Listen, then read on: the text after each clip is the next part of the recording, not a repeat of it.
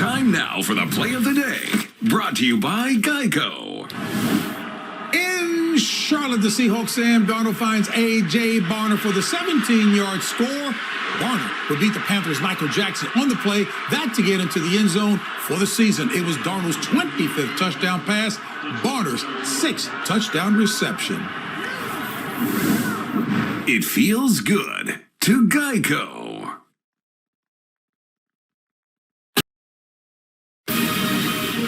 This is the State Farm Postgame Show. And welcome to the State Farm Postgame Show. I am James Brown. Coming up next, celebrate the year's greatest moments of sportsmanship and those in sports who embody class and character. Tuning in to the 2025 Music World Awards. Again, that's coming up next right here on CBS. Right now, we're back here inside of 43 alongside Coach Nate and Matt, and take it in any direction you want, sir. Let's go to some scores. How about the Steelers playing the Cleveland Browns? Big AFC North matchup. Pittsburgh's wins, and they win the division. Okay. Early on, it's going to be Shador Sanders lofting this underthrown ball right there to Harold Fanning Jr., who got hurt in this play, did not return. But that touchdown led them to a 10-0 lead. But then you're going to see right here on a 4th and 10, Shelby Harris deflects this ball with 2 minutes left. They get it back again. They get right here. Denzel Ward covering Marquez Valdez-Scantling on the 4th and goal. It is incomplete, and time is expired, and Cleveland wins 13-6. You can see right there, Denzel Ward, no DK Metcalf in this game as he was suspended. He will also be not available next week as they play Baltimore for the division championship. That will be in Pittsburgh. And again, this is the 4th straight loss for the Pittsburgh Steelers in Cleveland. And, Coach, you bring up a good point. That ball would have been going to DK. No question. Playing in And there were a couple of them sent his way. Nate will have more on that, I'm sure, as well. But right now, we're going to go to our Tracy Wolfson, who caught up after the game with one Myles Garrett. What a stop out there. I know you wanted that sack record, but first, let's talk about this final drive and how your defense came up big in such an important moment. I mean, it's also the lead up to it. You know, we have been consistent the whole game, executing at a high level. And the guys, were, intent on bending, not breaking. They get all the yards they want, but they can't get in our end zone. And we showed that all day. Aaron was trying to avoid you all game long. What were your conversations like out there, and then especially here at the end of the game? Not a lot of conversation. He flashed a wink out, and I give him a smile. There's a lot of respect for him and them over there. I knew they were going to throw everything at me to keep me from, getting one on the board, and credit to them. They didn't allow me to have one, but, we'll take the win, absolutely. And just talk about this team and the effort they'd showed. You guys out of the playoffs, but not giving up, playing so hard. What did that show about this team? Heart. What I talked about them a little bit earlier, it's about heart. That's how you measure a man, through trials and tribulations. It's about who you are, standing alongside your brothers, for your family, for your friends. You gotta be yourself all the time. You can't, drop to the level of your circumstances. Be yourself. Well, good luck next week, and happy birthday. Thank you very much. I tell you, that is called football pride right there, Myles Garrett. I'll tell you, proud of you, man. I'll tell you right here, New England's facing the New York Jets, and it was all Drake May. There's Stephon Diggs for 1 touchdown. Then he's going to find Hunter Henry as he steps up into the pocket for another touchdown. On the day, he's going to finish 19 of 21. This is Drake May, 256 yards and 5 touchdowns. Again, this is Efton Chisholm III. Yes, it's Efton Chisholm III catches that 5th touchdown right there. That young man from Eastern Washington, yeah, his first touchdown in the National Football League. How about the day for Drake May, man? MVP? I think he made a late push, right? We're talking about Matthew Stafford, but, you got to take everything into consideration. All right, let's take a look. Jacksonville taking on the Colts, and Trevor Lawrence right here. Going to take it up the middle. This was his 2nd rushing touchdown of the game. Phillip Rivers, though, he's going to come back, and he's going to find Mo Alley Cox on the delay route. Beautiful throw, great concentration. Excellent catch by Mo Alley Cox. And then, again, Rivers, he's going to go. I think this pass got tipped and intercepted by Jerry Jones. That led to a Cam Little 42-yard field goal. Jacksonville on top right now, 23-17, 13 seconds left in that ball game. Indianapolis has the ball. Yeah, this is a game that the Jags, they really need to finish the season strong. And shout out to Phillip Rivers, though. Making some plays, but as we expected, there's certain throws that just get away from a little bit. Yeah, or they wish to get away from it a little bit further. It was just harder. Yeah, it's hard for them to push those balls down the field. But listen, they played hard to the very end to Jacksonville. You know, maybe not their best outing, but I tell you what, I'll think it's about Trevor Lawrence. His legs continue to be the difference in his play. His ability to keep drives alive. He ran for 2 touchdowns today. That to me is you see the growth of Trevor Lawrence right now, right there in that. And I wanted to go back to Nate. He mentioned before, as Tony Romo pointed out during the game, the absence of DK Metcalf in that Pittsburgh game, significant. Yeah, listen, there were some shots that were taken downfield. Aaron Rodgers was looking, I think, on a 4th and 1. They threw the fade ball down the left side. That's a play that goes to DK if it's one-on-one coverage. And you can see, like, they were trying to get something going in the run game. A simple pitch to the right to Warren. It didn't go anywhere. And then Aaron Rodgers holding on to the ball a little bit too long. He gets sacked right there. He's looking for his playmakers down the field. And listen, this hasn't been something that they haven't really been consistent in the passing game. Really, the intermediate game has been a strength of this offense that allowed them to move the ball down the field. But DK's presence was missed. That's what they brought him there for. That's what they paid him for. In this play right here in particular, that would have went to DK Metcalf. So it's tough that he's not down there. I'm not blaming DK for them losing the game. I'm just saying that he would have helped his quarterback if he was on the field. For sure. And one of the guys who's gotten them going the last handful of weeks is Kenneth Gainwell. I thought Cleveland did an excellent job of containing him. Only 26 yards on the ground, only 12 yards receiving. And he's been a dynamic threat for them. But without DK, we've talked about the inconsistency in their pass game all year. DK is their big play threat. They couldn't replace it. They couldn't replace it with committee, with different guys in those spots. Everything in the pass game seemed difficult. There was not much separation. Everything tight window throws, some opportunities. Guys didn't make plays on balls. Some of the throws weren't where they needed to be. You got to give Cleveland's defense credit, though. Yeah, that was a really, really strong effort from their defense. Yeah, I mean, I think your point is well taken. Kenneth Gainwell only had 10 touches in this game, and this is a guy when you don't have DK Metcalf and you lose Darnell Washington, that's got to be the next guy who's been your playmaker week in and week out. And whether it's in the running game or, like you said, the quick passing game, which he's just shown up big in, I think they kind of got away from the running game, to be quite honest with you, under the center. That thing that they did so well against the Detroit Lions last week. And I think on the other side of the ball, they're still playing good defense. I mean, you're talking about Alex Highsmith. These are 2 weeks in a row. Yes. He had 2 sacks today, caused the 1 interception as he put the pressure right there on Shedeur Sanders. And he's been a force to be reckoned with. So I know T.J. Watt hasn't been there. Not sure about his status for next week. But I tell you what, those outside linebackers have stepped in and filled that void. And the update for Matt Ryan, it has gone final between Jacksonville and Indy. Okay, let's take a look. I'm seeing this for the first time, too. Riley Leonard in to throw the Hail Mary. Felt like maybe Phillip Rivers couldn't get it far enough down the field. He launches this thing. Beautiful throw. But it's intercepted. Jacksonville walks away with the win, 23-17. This game is now final. Good win. I think good win for Jacksonville. It's tough when you're in division. I know this might not have been perfect. It might not have been pretty, but you got the job done. It's a divisional game. Yes. I think you got to throw the records out. These are divisional games with a lot of pride. You saw the look on Myles Garrett's face when they won that game. Yeah, good win. Great season. Sitting at 12-4. One hell of a season. Now listen, the AFC playoff picture, a couple of things to point out. Ravens, Steelers next week for the AFC North title. That is going to be huge. And then the Pats, they won, of course. So the eyes will be on the Bills-Eagles game to see if they can win that game. If they lose, then the AFC East goes to the New England Patriots. So we've got seeding all over the place. The 1 seed is up for grabs. Still up for grabs. Yep. And then we've got a head-to-head matchup to get in the NFC, or the AFC North. Going to be fun week 18. You know, I think look ahead. I mean, Denver is going against the LA Chargers, right? The Chargers can't win the division. They know they're playing the following week. The question I have for Jim Harbaugh, how do you approach this game? How would you? Personally, I would look at this as almost like a bye week. Yeah. I can't improve my seeding. I can't I'm going to play next week no matter what.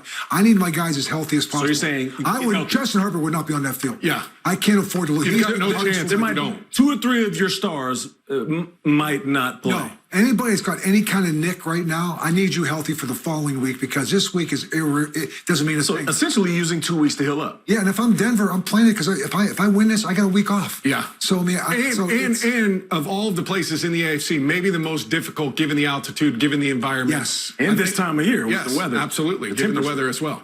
Ooh, yeah. So we'll see. Right, but we saw last year, we talked about the same situation, and it was Jim Harbaugh who decided to play all his guys. And I think Jim might have been calling you right there. He might like the matchup. He might have been reaching out to say, "Hey, I disagree with that." What were you talking about? Baby, is that your food delivery? Oh, yeah, like I need that, Go right? pick it up. No, but thank goodness, I think it was one of our advertisers, so it had that ring to it, as you recall. Hey, I see what you did there. No doubt about it. So loud and clear. So, Bill, so again, that's interesting because I know you were saying before, down the stretch, you really want to go into the postseason with some momentum. Yeah. However, there is something that would trump that in terms of the factors you just denoted. Yeah, I do think that the bye week and only having one team with bye weeks it alters your thinking going into week 18. Yeah. Because I do believe that regardless what happens in week 18, you're playing the following week. I always said this, after week 18, we're all 0-0. Right. Yeah. It's a new season. Some of us are playing at home. Some of us are playing on the road. And also, we're all banged up. Yeah. So who can get 100% healthier? Yeah. And so it's 0-0. I had no problem going on the road. Go on the road, great. That's just One of the teams that needed that rest, if you will, the Pittsburgh Steelers. Now they got no choice. Absolutely. They got no choice. And I think the other consideration in those type of situations like the Chargers, where it might not affect where you're at, but the consideration of your matchup, who you're playing, who you're going against. However, this year, I think it's so wide open. Right. You know, in other years, there may be a consideration, hey, this might make more sense. We got, if we can win. I've been there before, Matt. I've been there before. Yeah. I just valued health over matchup. Because I said, you know what? If we're going to win a championship, I don't care who we play. I just want to be healthy when we play them. I don't care where we play. I don't care who we play. Because if we have to win, I got to beat I got to beat the best. I'm with you. Because there's only one champion. I'm the rest of us are in second place. Yes, I'm with you too. Because Justin Herbert's been grinding through it the last 3 weeks. He really has. Since the surgery on his hand, coming back and being able to play, through that. He's also taken a beating. He took a beating in that game against Houston as well. And so the opportunity to get him some rest, get him as healthy as you possibly can, it gives you the best chance to advance and go make a run at a championship. Absolutely. And, sometimes you go into these games and you go in that mindset and you kind of throw caution to the wind with whoever you have playing, and you find out you got some pretty good backup players that you get into the playoffs. You give them some experience right now this late in the season. So you're actually developing depth right now as you're doing this, not really recognizing, you're not losing anything from a seeding standpoint. Yes, maybe, like I said, who you play, where you play, maybe, but that's it. And I think the depth part of that, the development part of that, if I have to win 4 games, because I'm playing that following week, I got to win 4 games. So I better make sure I'm healthy enough to go and win 4 games. If they're all 4 in a row or 3 in a row and I go to the Super Bowl, so be it. But also I can get some other people to get some playing time late in the season. I think there's a benefit to that too. Yeah, and speaking of injuries, Mike Tomlin just announced that Darnell Washington broke his arm. So he went out earlier in the game, and it's confirmed now.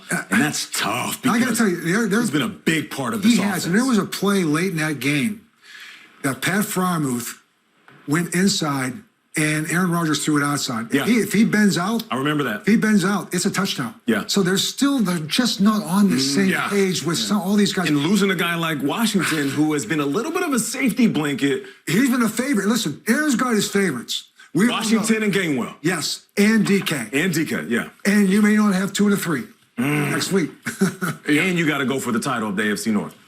And you got to go against the Ravens. And Derrick Henry. I get that, who just had I think 200-plus rushing yards. I think Derrick just went in for a second treatment this afternoon. Make sure he's ready for next week. Yeah. Let me just put a button. You guys mentioned Justin Herbert, and Bill has been definitive about how well he's been playing. Was it a couple of weeks ago where, again, Justin Herbert was showing, hey, no matter how banged up he was, he didn't even want to do the post-game interview. He wanted to go celebrate with his guys. Yeah. But I said, you commented again, an attitude change that's impacted the team. And Jim Harbaugh has enabled that. I mean, he has built this kid up to make him feel like you're the lifeblood. You're the lifeblood of this football team, and I like that. And I think he's taken upon that responsibility.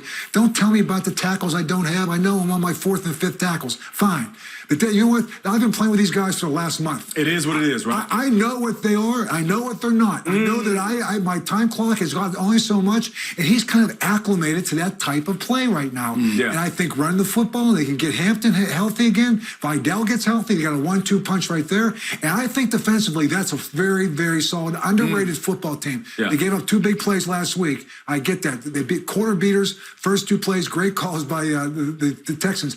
But they adjusted in the course of that game. Yeah. They really, really did. So, I mean. Yeah, listen, the next week or so, and then also the postseason is really going to determine what we think about a couple of quarterbacks that are no young fellows or spring chickens, and they're not older vets. And I'm talking about Justin Herbert is one of those guys. Yeah. He has the opportunity to really change the narrative of his career. We all know he's a talented guy, big, strong arm, high football IQ. But are you a winner in the big moments? He has an opportunity in the playoffs for that. Another guy, Trevor Lawrence. Yeah. Trevor Lawrence has an opportunity right now to change the narrative. He's been playing well. I don't care if it's good football, great football, or entertaining football. Totally. It's winning football. Yes. But It's what are you going to gutsy do? football It's right gutsy now. football. Both of those guys have been playing tough. But what's going to happen in the postseason? I agree. Yeah. I agree with you, Nate. I like that in mind. Yeah, thank you, man. I appreciate it. With that in mind, I'm going to ease down the road here because we're going to be welcoming in another Ease audience. down. And with that in mind, in TV, we have to be quiet. And now, just like Nate would do on news, we welcome in the audience that was watching. Say that It again, was Bill. so well orchestrated. It's kind of just like, We welcome in the audience that was watching the New Orleans Saints, Tennessee Titans. It was a victory by the Saints. And I'm going to come to Matt because 4 straight wins. And you have been singing, for the Saints, that is, the praises of one Tyler Shuck.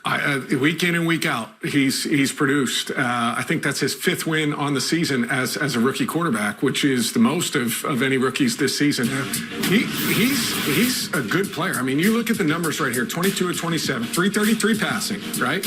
12 every week. I feel like I'm saying this: 12.3 yards per attempt. They are getting chunks when they throw the football, and probably most importantly, 2 touchdowns, 0 interceptions. That's 4 in a row.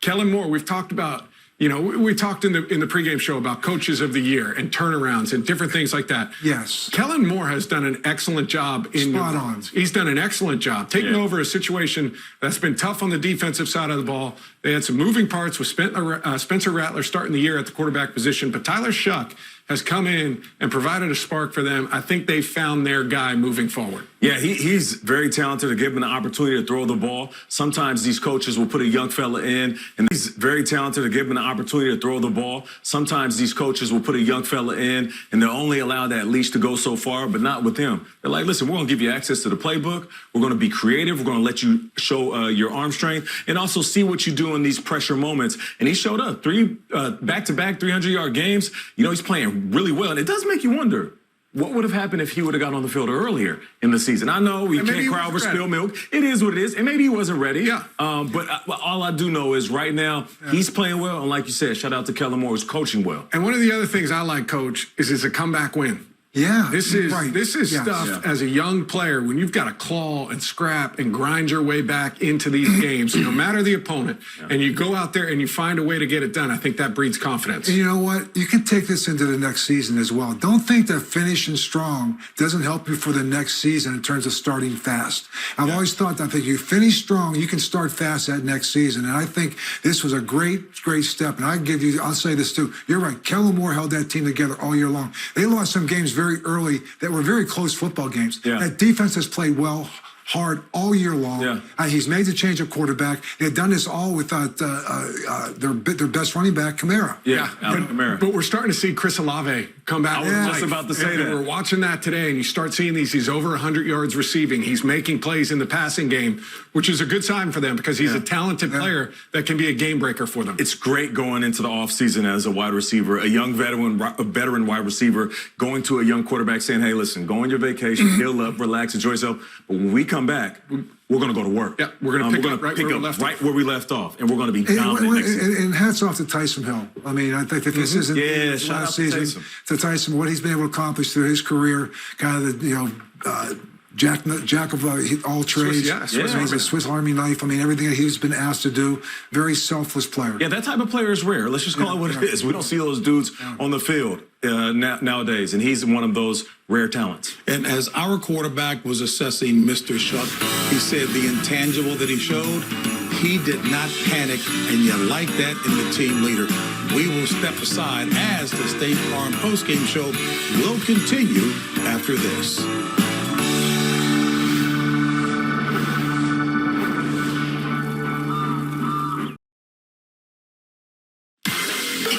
Wednesday, go bowling, folks, with us. That's when Arizona State and Duke meet at the Tony the Tiger Sun Bowl. Coverage begins at 2 Eastern on CBS, streaming on Paramount Plus. Nate. Oh, Tony the Tiger Sun Bowl, huh? All right, Seattle Seahawks and the Panthers, they're great, and they have been playing great. And this is Bryce Young, intercepted by Julian Love. Seattle defense, they love that. He returns it, puts them in scoring position, still in the third, and it is Sam Darnold looking for A.J. Barner. He gets in for the 17-yard touchdown. A little slow in the first half. It was 3-3 at the half, and then Seattle just poured it on. They got into their rhythm, like you're seeing. Pass, run, very balanced. That's Zach Charbonnet for the 1-yard TD. And it's the Seattle Seahawks who win this game 27-10, really pulling away in the second half. And Nate, your team. Well, okay, go ahead, buddy. Oh, yeah, let's get to the highlights of the Buccaneers and the Dolphins. So first quarter, Quinn Ewers, he's in, starting quarterback. He's going to hit Theo Wees Jr., and he takes just 63 yards to the end zone. It's 7-7 at this point. Quinn Ewers, he wasn't done. He was going to find Greg Dulcich for the 11-yard touchdown. Just sitting in the pocket, very comfortable. Ewers, 14 for 22, 172, 2 TDs, 0 interceptions. And then it's Bradley Chubb. Strip sack on Baker Mayfield. The Dolphins would recover. Baker Mayfield had a rough day, 2 interceptions, and also that fumble, as you see Chubb doing his dance. And it is the Dolphins beating the Buccaneers, who are desperately trying to find some type of rhythm at the end of this season, Matt. All right, let's take a look at the NFC playoff picture, Nate. And at the top, Seattle with that win and a win next week. They are the 1 seed, and the NFC playoffs go through Seattle. Carolina and Tampa, they're going to meet next week in Tampa for the South with a tie. In the rare case that there's a tie and not a win in that game, Carolina would get it. But Tampa Bay, they've lost 7 of their last 8 games coming into this. But none of it matters. No. You've got one game, one opportunity to go out and get the job done against Carolina. Win and you're in, they'll take those chances. I get that, but how you are playing does matter going into the postseason, because it's December. Yeah. You are who you're going to be in the playoffs. You hope to find some type of rhythm before you get into the postseason. And right now, I just don't see it coming out of Tampa. I don't see it either. I mean, I think we sat there and talked about this morning. You look back those first 2 months, and we're talking about Baker Mayfield as being a candidate for MVP. Mecca Buka baller. Yeah, and we're talking about all the walk-offs they had. I mean, they were just walking off one-score games fourth quarter. But these last 4 games, look at this. This is 5 interceptions, 6 touchdowns, 0-4 right now. And quite frankly, on the other side, they're giving up a lot of big plays on defense. Yeah. Can't get pressure on the quarterback.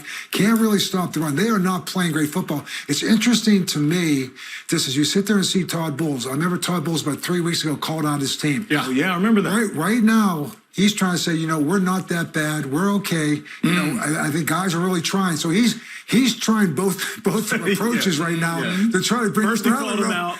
Now it's like, hey, come on, guys, let's try. We can do this thing. Yeah. I think a little positive reinforcement. You have to try something, and they've won this division 3 straight years, and so it does come down to a 1-game season. That's what it comes down to. And I think that's the messaging you have to go with because.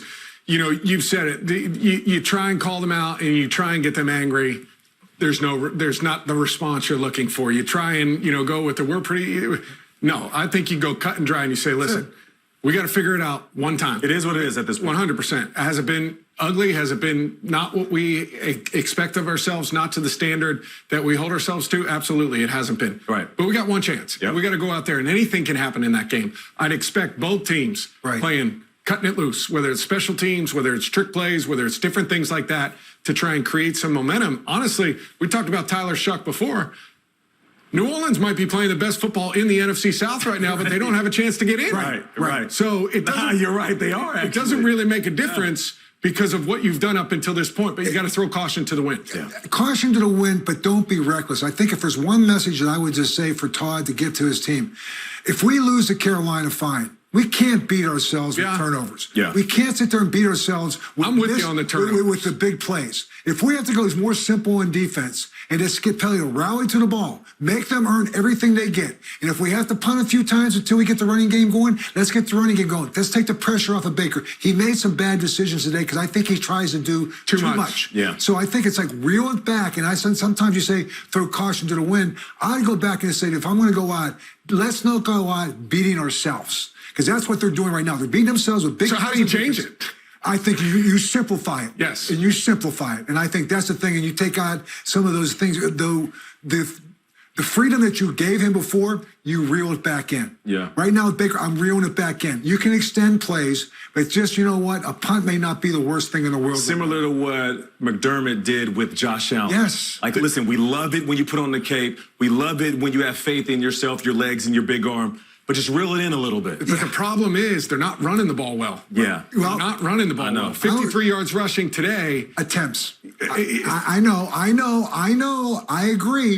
But you got to start somewhere. I know. I mean, we can't just run it and Let me not come do back it. to Captain Burleson, as Coach called him earlier, Yes, Coach. to elaborate, if you will, on Seattle, your point. Yeah. 6 straight wins going into the postseason. Yeah. You said who you are going into the postseason is critical. 7-1 on the road. Come on now. You guys know them well. Some folks, maybe from a national perspective, they're a beast. So how much confidence does that give you if you're the Seattle Seahawks? That we're 7-1 on the road, but the road through the playoffs and the NFC might go through us. Mm-hmm. It's beautiful. And if you're Seattle, yeah, people might think, well, it was tied at halftime. You're playing against the Panthers. So what? No. It's the end of the season. Do not look at the Patriots playing the Jets and think that every game in week 17 and 18 is going to look like that. Right now, it's ugly football for a variety of reasons. One, we all know each other. Every team knows each other. Secondly, there's a lot of injuries. So you're dealing with different combinations of players. And lastly, the weather's different in different places. It's going to muck up each game. So for them to pull out this win and then extend their lead in the second half, that to me shows that this team is mature. And Sam Darnold has matured. We talked about it in our show earlier. Listen, can you get through a game and you're in the third and fourth quarter after making some mistakes, not playing your best football, lock in, hit the reset, make adjustments, and then go out there and beat a team you're supposed to beat? Yeah. If you can do that, then you can win ugly games in the playoffs. Because that's what every game in the playoffs is going to be tight. It's inevitable. You will make mistakes. You're going to leave some plays out there. You're going to throw an interception. You're going to miss a tackle. But how do those teams bounce back in the second half? And it looks like they know how to now. And they won the shootout last week. Yeah. So they won a shootout last week. They won an ugly game this week. This is a team that understands that they can adapt and adjust in a football game and do whatever is necessary. I lean on my offense, I do it. I lean on my defense, I do it. I got maybe one of the best kicking games in the National Football League. Said it before, maybe the most balanced team. Lean on the run game, I'll do that. Yeah. Lean on the passing game, I'll do that. It's all 3 phases, but they have an ability to hit the gas in the middle of a game that other teams that I've watched just don't have. And partly that is because of what they do defensively. It's, DeMarcus Lawrence coming in, forcing the fumble, punching the football out, gives them an opportunity on a short Get the ball back to the offense. Same thing here. We're looking around. Interception. That's great hustle underneath, going. Jordan Love with the interception right there. Another short field opportunity. But again, it's just the defense flying around, affecting the quarterback, coming in, making these sacks. They go from a 3-3 game to next thing you know, they've got 27 points on the board, right? And that's it's not just offense. Yeah. That's because the defense is putting you in position to be able to do that. That's a good point. Look at the third down, too, man. 1 of 11. 1 of 11. They held Carolina 1 of 11 on third down. So you're not giving them multiple opportunities to go down the field on all of these drives. You're getting them off the field. You're creating turnovers. You're giving your offense short field. You said it. They've got an excellent kicking game, but they have an offense. They've got an offense that's opportunistic when you give them those short fields. Sam Darnold and that crew have made people pay when they have short field opportunities. They can win on the road. They can win in a dome, and they can win in bad weather, as they proved again today. This team can acclimate to whatever the scenario is, whatever the environment is, and however the game it evolves. Or unloads in front of you, they adapt and they adjust. Well, they win next week, and they're playing in Seattle, which can be bad weather all the way down through the NFC. I thought playoffs. you were going to go Dr. Seuss. They can win on the road, they can win in the dome, and if they get the #1 seed, they can win at home. There you go. So I left that for you. Only the Captain Burleson. Folks, the State Farm postgame show will continue after this.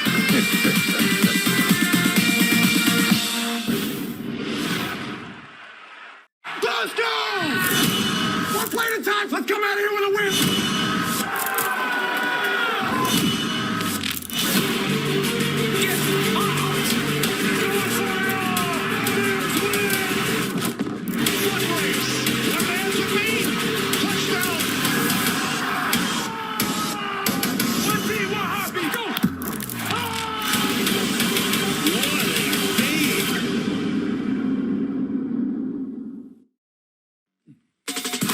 Next Sunday, folks, you can count on an NFL on CBS doubleheader, wrapping up the regular season with key games shaping the playoff race. We will preview Week 18 and set up all of the postseason scenarios right here at noon Eastern. That's when the NFL Today comes your way next Sunday. Then NFL is on CBS and streaming on Paramount Plus. We've talked ad nauseum about the big Week 18 matchup now that will take place. Baltimore at Pittsburgh will be a barn burner because they know each other. Yeah, I mean, it's going to be a barn burner. I think the biggest thing is who's going to be healthy, who's going to be playing in this game.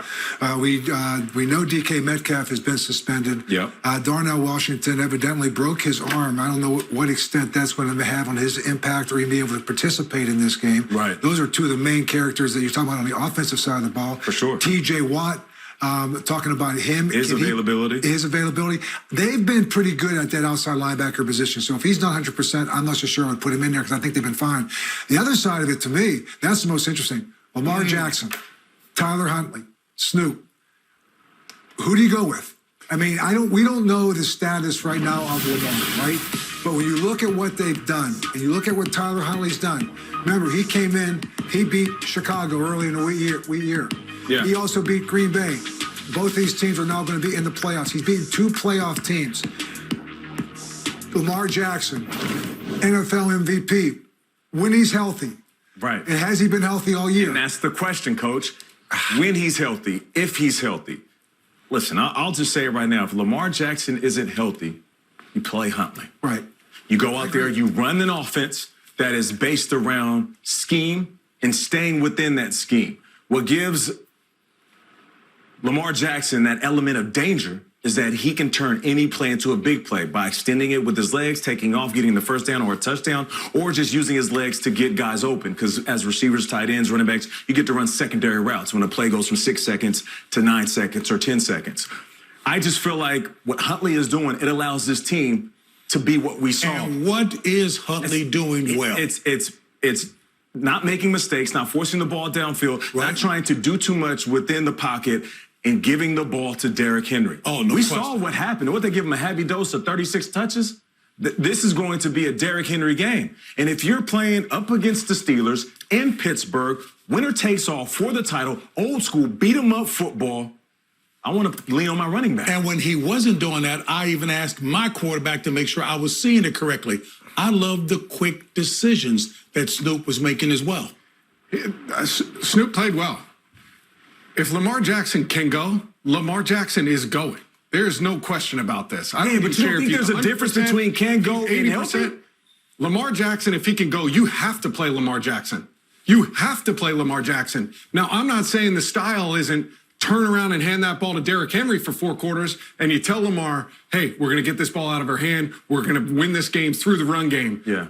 But if Lamar Jackson's available and ready to go, and he's somewhere near being healthy enough and ready to go, in my opinion, you have to play Lamar Jackson. He is one of the best athletes. He is one of the best quarterbacks we have ever seen. Yeah. And I just trust in those kind of games where you are on, everything is on the line, you have got to play those kind of guys. So I like what they got to did. play I your get superstars. it. I feel you on that. But, hey, we're 16 of 20 for 100 yards for Snoop, and that's no disrespect to him. That's what he was asked to do. He did a good job out there. But if this game turns into something where Aaron Rodgers is slinging it around on the field, Lamar Jackson's got a better chance of going out there and being able to go sling it against him than Snoop Huntley does. That's a valid point. I'm not going to lie. And I will say this: if you're talking about that, I mean this defense that they're going against, that being the Pittsburgh Steelers going against the Baltimore Ravens, it's not the Cleveland Browns. The Cleveland Browns is an elite defense. Yeah. Okay, and we saw that today. They shut down the Pittsburgh Steelers. The Baltimore Ravens will give up yards. I think it could turn into a shootout. Right. And the other question you have with this, let's go back to it. This run defense of the Pittsburgh Steelers, the last time they played the Baltimore Ravens with playoff implications and one or done, it was in the playoffs. And the Baltimore Ravens ran for 300 yards against them. And they're coming off a game where they almost ran for 300 yards against the Green Bay Packers. So you're going to this game, I'm making Lamar Jackson or Tyler Huntley beat me. And they played very well against the Green Bay Packers. But this guy right here, the way he ran the other night. Please, absolutely. I know. And it's going to be cold and it's going to be snowy. And Derrick Henry is not the kind of guy. But I'll tell you, this is going to be a slugfest. Absolutely. Yeah. And this is going to be one of those games where it becomes very personal. This is going to go back to the old Pittsburgh Steelers, Baltimore Ravens game. You know what? No hitting during the week because you know what? We're going to leave it all out on that field. We're going to save it for next Sunday or Saturday or wherever this game may be. So you're going to say it's walkthrough Wednesday, fellas. Yeah. It's walkthrough Wednesday, and there's no excuses for not playing as physical as you can on Sunday. Yeah, got to shout out our research team, Coyle, Wayne, the whole crew. He just said the last Ravens quarterback to win in Pittsburgh was 3 years ago. The last Ravens quarterback to win in Pittsburgh was 3 years ago. You know who it was? Snoop? It was Snoop. No, that's fine. It was we Snoop. can go through all the stats you want. If you're asking me who I'd rather I agree with you. I agree with you. It's Lamar Jackson. But can I ask you guys a question? Have you ever been hit by a 1-ton truck? Repeatedly throughout the game, throwing cornerbacks out of the way like they're gnats. If you get a steady dose of that and he's healthy, I continue to hear Bill Cowher talk to me. Not to mention, you're controlling the ground, you're controlling the clock, and you're controlling Aaron Rodgers being on the field or not when you can run the ball like they just did against Green Bay. Yeah, the only thing that I think is a concern if I'm sitting there in Pittsburgh is I don't have DK Metcalf. This was the one guy that took the top off the bat. He took the top off that. I mean, that deep ball was a big part of that 3-game winning streak was the deep ball. Darnell Washington was the outlet. Come on. Gainwell was the guy who gave you big plays. I'm telling my linebackers, my DBs, smother those wide receivers, make one of these wideouts beat you. And those two guys probably aren't going to play in this game. So I think that is a huge, huge part of this thing right now. So, again, this is not the same Cleveland Brown defense.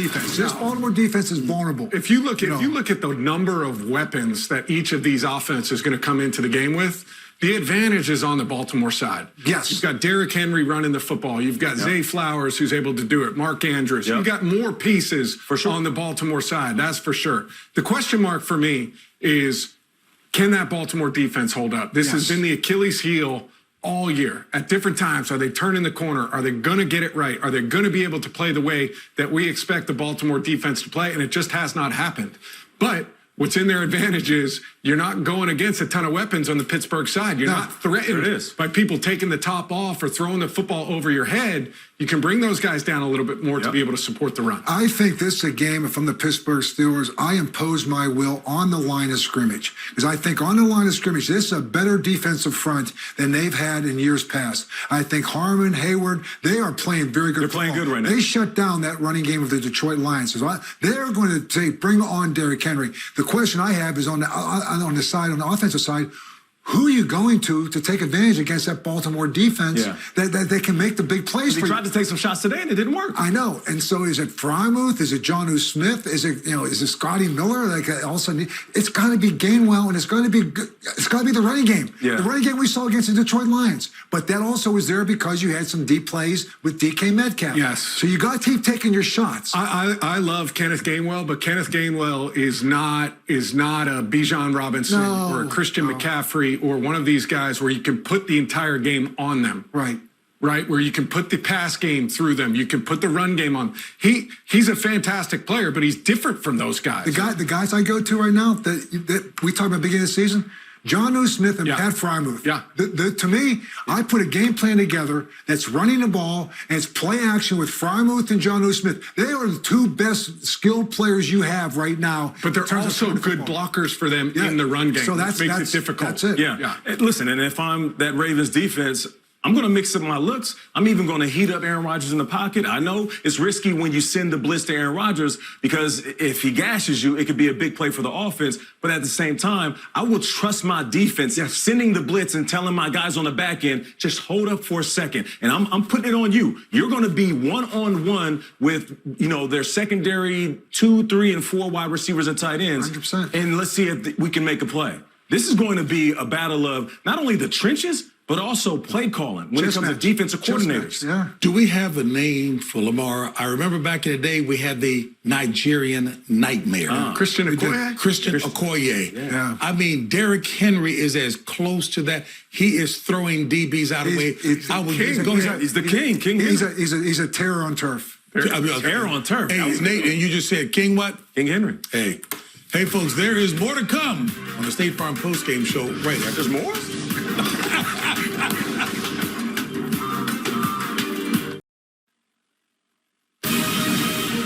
This is the State Farm Post Game Show. And welcome back to the State Farm postgame show. And a reminder, tonight on CBS begins with 60 Minutes and the American success story of bourbon.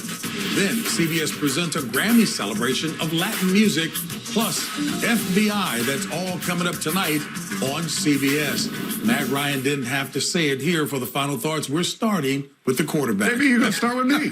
I appreciate that. Thank you, JB.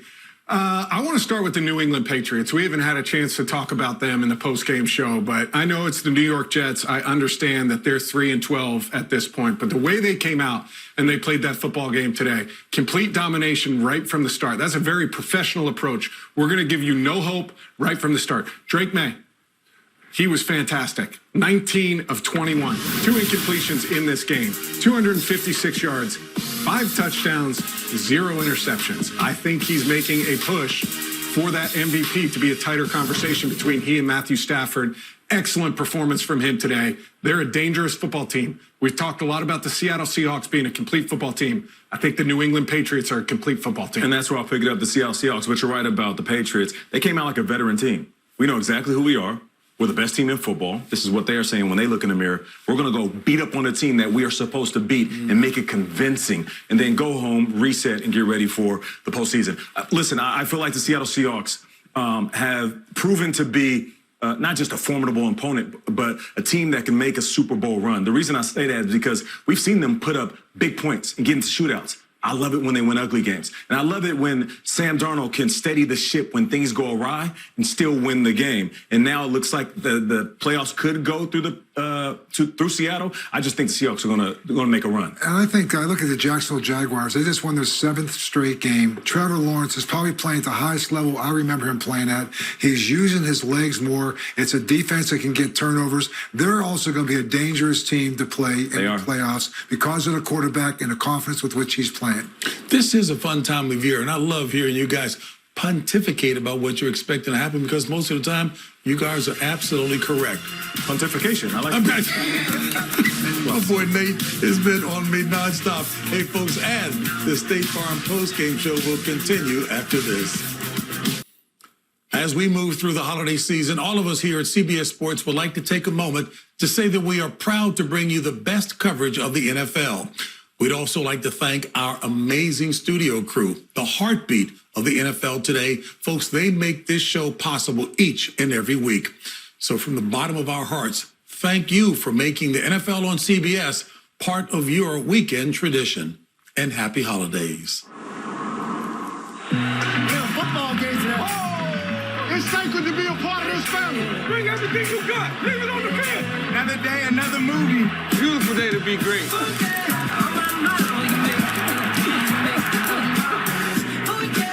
Go to the end zone. Is that caught? That's caught. You can't coach that. You can't teach that. You can't stop that.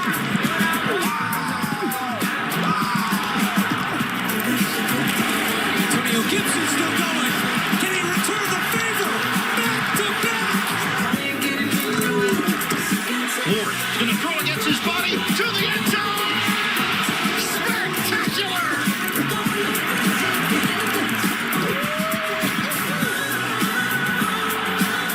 Fights his way through. A tackler stays on his feet. Little Shakir. Be chased by Parsons. Whipped out. He's got him. Nakua! They needed just a yard. They get the whole enchilada. You can't make this up. Bijan bounces inside the 10, keeps his feet at the 5, spins into the end zone. Escape into the right. Crosby got his first sack at the 25. Let's go.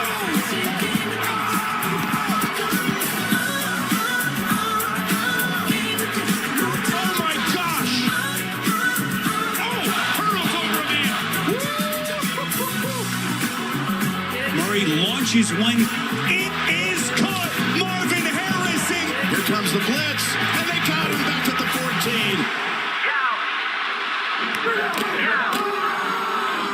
They run an end around for a Chesky. He's going to throw it. Down the left sideline for Winston, who makes the catch at the 15. Jameis reaching, fighting it in for the touchdown. Oh my goodness. Blitz coming. Gino gets rid of it. Incomplete. Oh, wait a minute. Bowers. Time. You gotta be kidding me. Caught. Wow. He's off to the races, look out. They're not going to touch him. May end zone. Hooper. What a catch.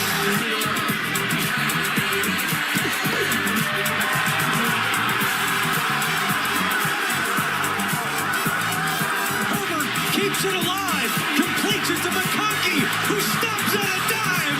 There he goes. McConkey. Through the first wall, around the corner. There goes Bijan Robinson. That's what we live for.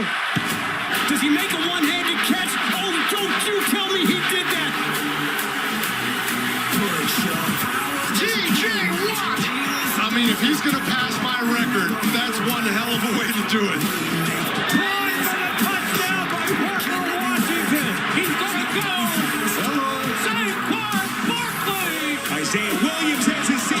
Williams inside Cleveland territory, and he's going to score. Jonathan Taylor now has the most rushing touchdowns in Colts history. Foot race right side. You got no shot at catching that man. DK breaks the tackle. He's got the edge. Goodbye.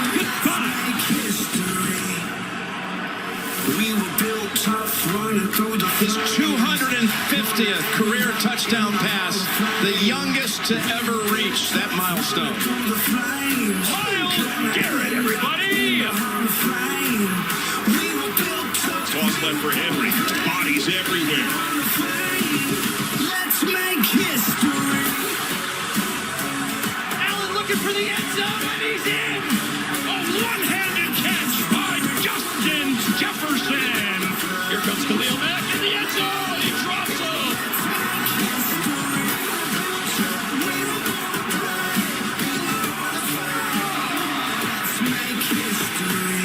Ladies and gentlemen, fired over the goal. The Seahawks walk it off. Picked off by Van Noy, and the handoff is Gilman, the knockout punch. He darts inside a defender, spins inside the 4, driving the pile with an assist. Henderson, he's going the distance.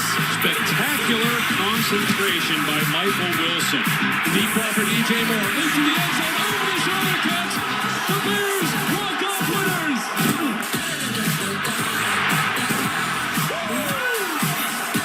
Absolutely ridiculous. Cook swishes through. A silencer. Over the shoulder, touchdown. ETN high stepping inside the 35, makes a man miss at the 33, along the sidelines, into the end zone. Gainwell. Oh, that's a catch. No one touched him. Touchdown, Pittsburgh. Wow. See y'all boys later.